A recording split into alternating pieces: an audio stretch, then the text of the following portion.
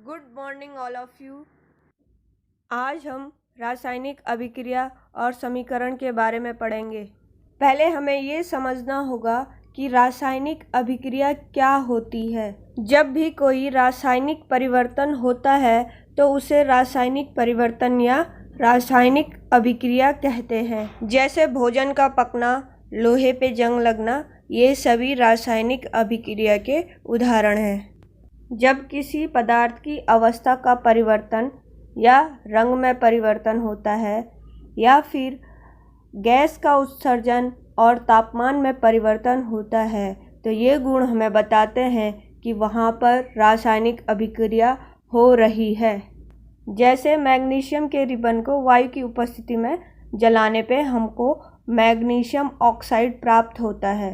जब भी कोई रासायनिक परिवर्तन होता है तो पदार्थ अपने मूल अवस्था से भिन्न पदार्थ का निर्माण करता है। बनने वाले नए पदार्थ के गुण मूल पदार्थ के गुण से भिन्न होते हैं। जब रासायनिक परिवर्तन होता है तो बनने वाले नए पदार्थ को किसी भी प्रकार से हम उसके मूल रूप में परिवर्तित नहीं कर सकते हैं। जैसे दूध से दही का बनना, भोजन का पकना। अब समझते हैं रासायनिक समीकरण किसे कहते हैं। क्या रासायनिक समीकरण और रासायनिक अभिक्रिया एक ही है?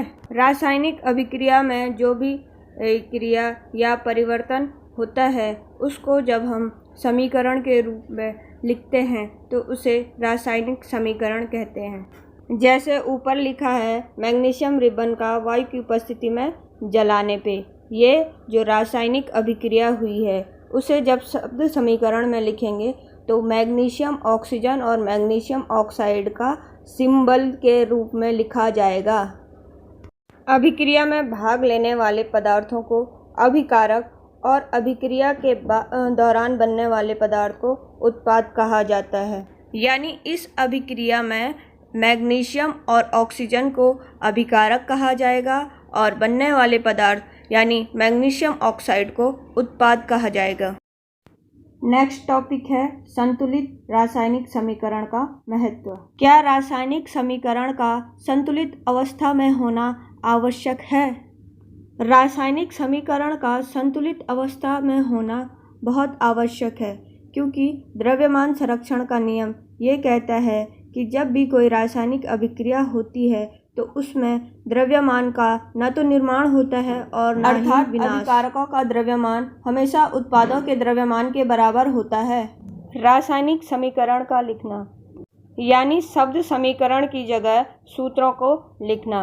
रासायनिक समीकरण जब भी लिखी जाती है तो उसकी लेफ्ट हैंड साइड हमेशा राइट हैंड साइड इक्वल होना चाहिए। यानी अभिकारकों का द्रव्यमान हमेशा उत्पादों के द्रव्यमान के बराबर की होना चाहिए। सल्फ्यूरिक एसिड के साथ अभिक्रिया कराई जाती है तो उत्पाद के रूप में हमें जिंक सल्फेट और हाइड्रोजन गैस प्राप्त होती है। ये एक संतुलित रासायनिक समीकरण है।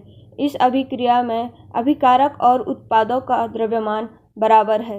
नेक्स्ट टॉपिक है रासायनिक समीकरण को संतुलित करना। रासायनिक अभिक्रिया को संतुलित करने का अर्थ है कि रासायनिक अभिक्रिया में अभिकारकों का द्रव्यमान उत्पादों के द्रव्यमान के बराबर होना चाहिए। रासायनिक अभिक्रिया को संतुलित करने की सबसे आसान विधि है हिट एंड ट्रायल विधि। आइए इसे सीखते हैं। इसमें विभिन्न चरणों में अभिक्रिया को पूरा किया जाता है। तो इसका पहला चरण यानी फर्स्ट स्टेप में हम क्या करेंगे कि अभिकारक और उत्पादों के बाहर से एक डब्बा बना देंगे। स्टेप 2 यानी दूसरे चरण में हम क्या करेंगे कि अभिकारकों और उत्पादों की संख्या को लिख देंगे। यदि कहीं पर अभिकारक या उत्पादों की संख्या में भिन्नता है तो उसको गुणा करके हम इक्वल बना देंगे।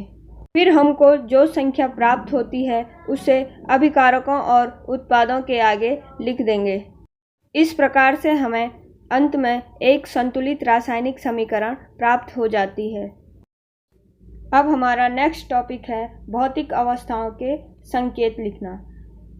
पहले हमें ये समझना होगा कि भौतिक अवस्थाएं होती क्या हैं। जैसे ठोस, द्रव, गैस, ताप, दाब या एक्वस। ये सभी भौतिक अवस्थाएं हैं और भौतिक अवस्थाओं के जब भी संकेत लिखे जाते हैं तो द्रव, गैस, ठोस इत्यादि न लिख के केवल सिंबल के रूप में उसे लिख देते हैं। एक्वस का संकेत AQ लिखा जाता है और ये इसलिए लिखा जाता है जब अभिकारक या उत्पाद जल के साथ घोल के रूप में उपस्थित हैं तब AQ लिखा जाएगा। इसे इस प्रकार से समझते हैं, नमक यानी NaCl को जब हम क्रिस्टल के रूप में लेते हैं तो NaCl के पीछे ठोस का सिंबल यानी S लिखा जाता है। और अगर NaCl को मैं घोल के रूप में यानी नमक को अगर मैं पानी के साथ मिला के फिर उसको लेती हूँ तो वहाँ पे NaCl के पीछे संकेत AQ यानी एक्वस लिखा जाएगा। आज के लिए इतना ही। अगले लेक्चर में हम पढ़ेंगे रासायनिक अभिक्रियाओं के प्रकार।